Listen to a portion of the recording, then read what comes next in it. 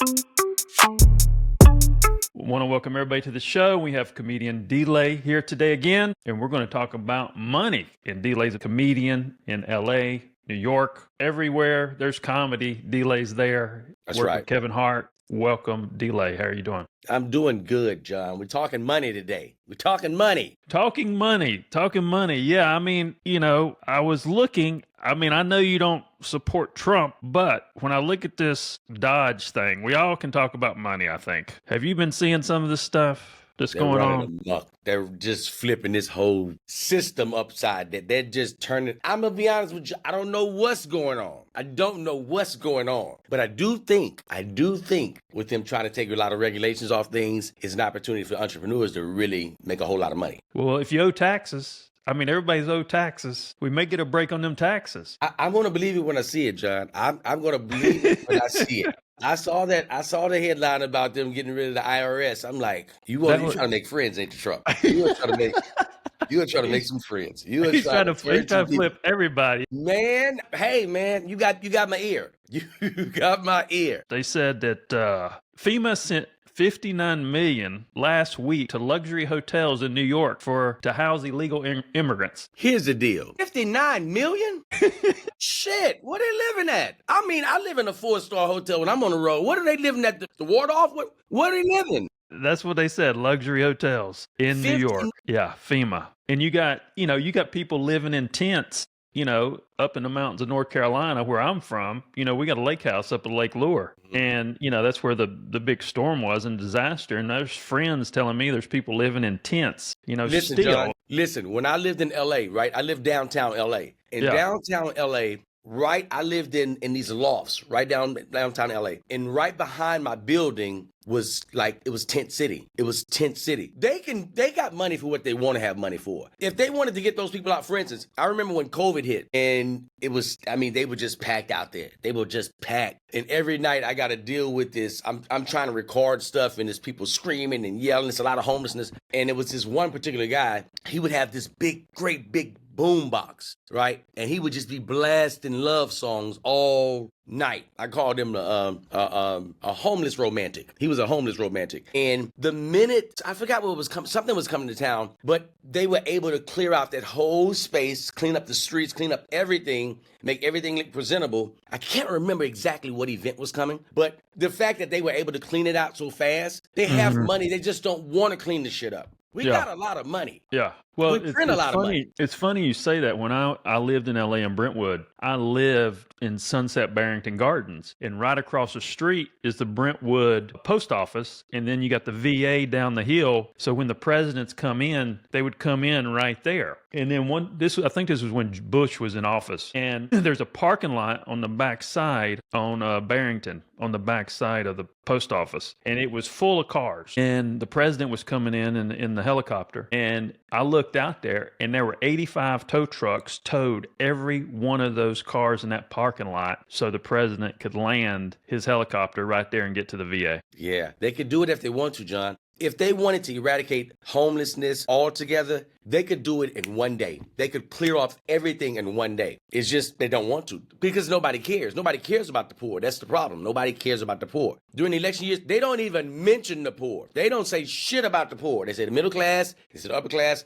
and nobody even mentions the poor. But I think if we just paid a little bit of attention, we just got to have a little bit of empathy. Look, I'm a capitalist too. I like money. I love it. I love it. I love to make money. I love to generate money. I love to be able to do things, that money affords me to do. But at the same time, we got to have a little empathy. Little empathy. Well, listen to this one. Now, I support my gay community, my bisexuals and gays. I support all of them. Got a lot of gay friends, a lot of bisexual friends. $8 million to study the effect of flavored cigarettes on bisexuals and lesbians. What? Wait, what's that number again? 8 million. 8 million? Yeah, to study flavored cigarettes on bisexuals and lesbians. Here's the deal. Let me help him out. Do some budget cuts right here. Hey, listen, give me 2. I can fix all that shit. You give me 2 million. I'll line up all the gay people I know. I'll go from state to state. 2 million. Hey, listen, We're going to have town hall meetings. We are so wasteful, man. We are so wasteful. And what y'all doing smoking that bullshit anyway, LGBTQ? That shit is killing y'all. Stop it. I mean, flavored cigarettes? I mean, what? Come on. I'm going to find another one. $85 million to Chelsea Clinton. Chelsea Clinton. Chelsea, listen, Chelsea. Chelsea, listen. You got to chill out. I don't know what you're doing, Chelsea, that's requiring you to take $85 million. Listen, your mama and daddy good. You had $80 million before you graduated. You got that shit, Chelsea. How about this, Chelsea? You take off $5 of your million and give it to the LGBT and let them do the study on the flavored cigarettes and shit. How about we do that? Now, let me say this. You were in the military. Yes. And if you were working for the government and you're in one of these positions and you're at work and you know they're coming down the pike, what are you doing? First of all, we have to clarify the era in which I was in the military. The era I was in, they had don't ask, don't tell. Like, you couldn't ask nobody nothing, and they can't tell you shit about what their sexual orientation is. It was a gentleman by the name of Martinez. I'll never forget. The reason why I remember Martinez, when I was in AIT, I was the platoon leader. And Martinez, I was in basic training with him, and I knew Martinez was gay. I knew he was gay. I didn't say shit. He didn't say shit, but I just knew he was gay. We both knew he was gay, and I wasn't about to say nothing to him because I didn't want anybody, putting a light on him, Martinez. However, once we got to AIT, our drill sergeant Copper, I think his name was drill sergeant Copper, would come in and do night checks, right? And each night, each soldier's gonna be pulling fire guard. Well, I knew, and I told the rest of the guys that were pulling fire guard, hey, leave Martinez alone. He likes to shower after everybody else goes to bed, so just leave him alone. And Martinez thanked me for it, right? One night, Drill Sergeant Copper is making his rounds, and I'm on fire guard. And I'm trying to tell Martinez, hey man, wrap this shit up. First of all, I don't know why you won't just come in here and shower with everybody. You're bringing attention to yourself. Mm-hmm. Drill Sergeant Copper comes in one night and he's doing bed check, and Martinez is not there. First person to go, D, where's Martinez? And I said, I got to throw your ass under the bus right now, Martinez, because it's either me or you. I said, Drill Sergeant, I don't know. So he walks into the shower, and Martinez is showering he's got the towel around his top. He's got the shit around his top. He's showering in a towel, right? Like he got titties. He's got the towel around his top and the towel around his bottom. And Drill Sergeant walked in, he said, what the hell are you doing, Martinez? He says, I shower. His English wasn't that good. He said, I shower. He says, why you got... Pull that top down. Pull that towel down. And Martinez pulled it down like he was going to reveal titties at the end of it, right? He pulls it down, and he's like, why are you covering up your... He says, Martinez, are you gay? He says, see. See? He said, D, did you know he was gay? I said, see. See. He says, and he smoked this. He smoked it. Smoke mean he, give you extra exercise. And so that's the era that I was in. If I know, if I'm in charge of something and I know all this is going on, okay, first of all, let's stop with the fraud, okay, because now we're being audited. They're watching us, so let's just chill out. I don't understand you being investigated and you're still doing shit. If anybody's investigating something that you're doing wrong, at least just have the decency to just stop. If somebody owes taxes and they're going through all this stuff, and obviously the government has wasted a lot of our money, how can they still want to collect from us? Here's something I didn't really understand. In 2020, there was a loophole allowed individuals in other countries to file blank U.S. tax returns showing zero income and received COVID relief checks, even if they had only visited the U.S. once on any work visa. This resulted in $43 million being sent to non-U.S. citizens, being $34 million to those with foreign addresses. Then it goes on to say, I have a friend in Europe who heard many folks were filling out blank 2020 U.S. taxes showing zero income for the year and receiving COVID relief checks sent to Europe. When you see shit like that, they're sending $1,800 per filing overseas, and you owe taxes. I want them to get down to the bottom of it. Personally, I don't want to pay taxes if somebody else isn't paying taxes, or if our tax dollars are going somewhere that it's not feasible for the general public. I want them to get down to the bottom of it. But they're going in, they on some gangster shit. Like, this administration is on some, but if even Trump is on some gangster shit, Trump been on some gangster shit. Trump was like, man, you know what?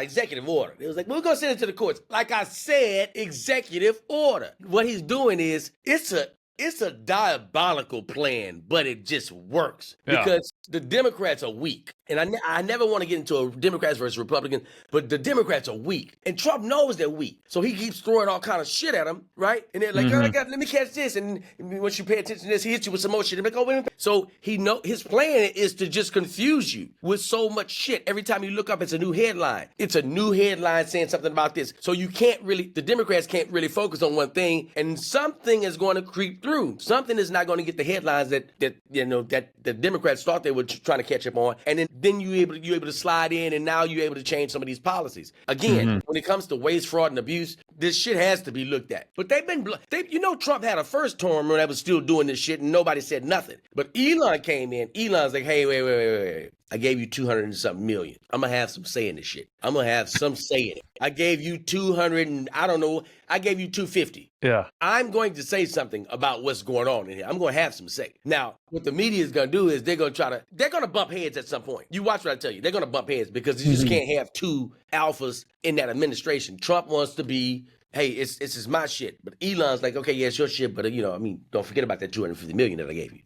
So overall, the stuff should be looked at. It absolutely should be looked at. But it's about how they're gangstering. They're just gangstering the system. They're just going in and hey, stop all this shit. Don't let nobody in. Yeah, we're looking at that. We're looking for something. They're not following no rules. It's like Elon said, I don't give a shit about no Congress. Congress what? We don't have to go through you. It's me. I'm Doge. Yeah. Well, I mean, and these people, like these kids, I mean, some of these people that are going through these numbers are kids. Yeah. Like there's one was a 19-year-old kid, like whiz kid. It was like a whole team of whiz kids and so forth. And, you're talking about gangster. Now, I've always liked Obama. I've always thought that I think, maybe some people might have threatened Obama's kids or something to try to get him to do different stuff. But I've always liked Obama. And when you said gangster, it's funny how you saw Obama and Trump talking, and now Obama's kind of left out of the picture. He's kind of sidebar. He's cool. You know what I'm saying? But they're going after everybody else. Gone, Obama. Listen to me. This is what I believe this, John, in my heart. Yeah. I think that politicians are the best actors in the world. They say what they have to say in the time frame or in these election years when they have to say it. It showed you at Jimmy Carter's funeral. Yeah. Him and Trump are giggling it up. I believe Obama was something like, hey, you think they believe that shit I told you? He's like, I don't know. And they're just laughing about it. If he was such a threat the way Obama was proclaiming him to be during the election, why would you sit and have snicks and giggles with a guy who's a threat to democracy? They're acting, man. These people are acting. Here's the deal. It doesn't matter to me personally who's in office. It's not going to affect my finances. My business is direct to consumer. I talk to the people that they're going to pay me. You know what I mean? But I do have a concern about people that are the average working man and the middle class family and the poor. I care about them, but the poor will never have a voice. You know what I mean? They're never going to be able to unite and then say, hey, listen, we're going to fight. Poor people mostly don't even vote. You know what I mean? They mostly don't even vote. In the whole scheme of things, these guys are actors. These guys are portraying a role in an election year and midterm year in which they're just trying to get your votes. So they're saying anything. The funny part is, like, I was watching some of these Latinos like, I can't believe President Trump is he rounding us up and he's deporting us. I can't believe. Yes, you can. He told y'all ass, hey, day one, I'm rounding this shit up. I'm getting y'all out of here. Hey, listen, all you illegals, I'm getting your ass out of here. When we hear illegal immigrants, it's been portrayed so negatively, you hear criminals. When you think of it, you just hear criminals because of how the narrative has been run about it. I'm not one of these people, ha, look at you. No, I feel for him. Y'all let this man tell y'all to y'all face, hey, listen, it's going to be great when I get in. Just get me in. The Muslims too. The brothers in Detroit, they was like, yeah, he's going to stop. He's going to put a ceasefire and we're going to bring peace in the Middle East. Yeah, it's a ceasefire. Just pause just long enough to reload that shit and keep firing. That's the ceasefire. An $820 billion defense budget in 2023, and we've been in a war. I don't know. I mean, I don't know what's going on overseas. There's probably stuff going on we don't know about, but $820 billion? I can tell you this, John, because I go overseas and I entertain the troops. So when I'm on these different bases, Kuwait, Bahrain, Afghanistan, I've been to these places. And what happens is they'll bring you around to show you different things. So they were showing us some of this military equipment, right? I'll never forget this. They took us to this yard, and the yard was like if you were to imagine a football field, right? A football field in length and in width. And it was just all these different tanks. John, the tank still had the price tags on them. I'm looking at the price tags, $1 million, 1.5 million. And I was talking to one of the sergeants, and I'm like, man, what are they going to do with all this shit? We're not even at war. He was like, I know, it's prepared and readiness. That's why we have this. Now you talk about wasteful. You have a tank, a yard full of tanks, military operational tools that we're not even going to use. We're not even at war. I get being ready. I get, you got to stay prepared so you're not caught off. I get all that. But a football field full of tanks? What are we doing? Mm-hmm. What are we doing? But because we can spend it, we're just going to do it. We're just going to do it to say we did it. Mm-hmm. I mean, it's like having an ATM that has $1 million a day balance, and you have access to it. You can do whatever you want to do. You can do whatever you want to do, and there has to be some accountability. I get prepared and readiness. I get all of that. But a football field full of tanks with the price tag still on it, we're not at war. A football field? Come on. We got to do better. And that's we paying for that shit. That's us. When you think about that and you think about poor communities and things like that in America, and just from the simple fact that, when you perpetuate narratives in a poor community, you keep people in that state of mind. Absolutely. And then there's a trickle down effect with your health, trying to get out. How much time does it take you to get out of that poor community? And you're fighting these health issues. I don't know. It doesn't, it's just, I think our structure in society is there for a reason. Mm-hmm. And I think we don't need war. Right. And I think we need to create a little more balance and maybe feed some people here.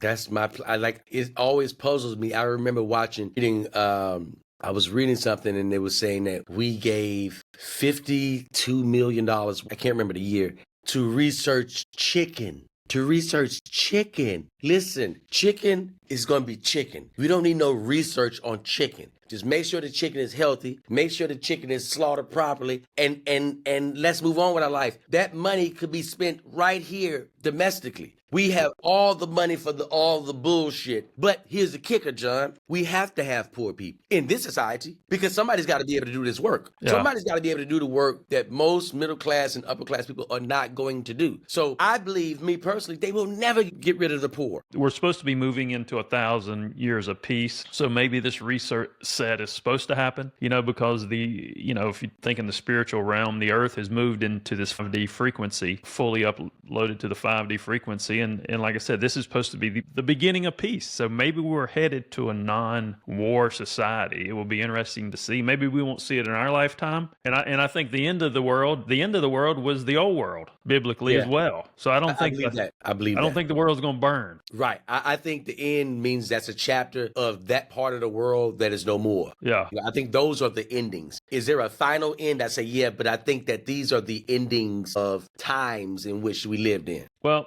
I know you got a hard stop, and I just wanted to run through some of this stuff with you, and we can... Yes, first of all, keep watching, keep tuning in, because guess what? Our podcast is moving up on the list. I just got word from my good brother John that we're not going to tell you the number, we're moving up, but we are above Oprah. I like me some Oprah. I've been wanting Oprah to interview me, but Oprah, we passing your podcast, Oprah, right now. We ahead of your podcast. Yeah.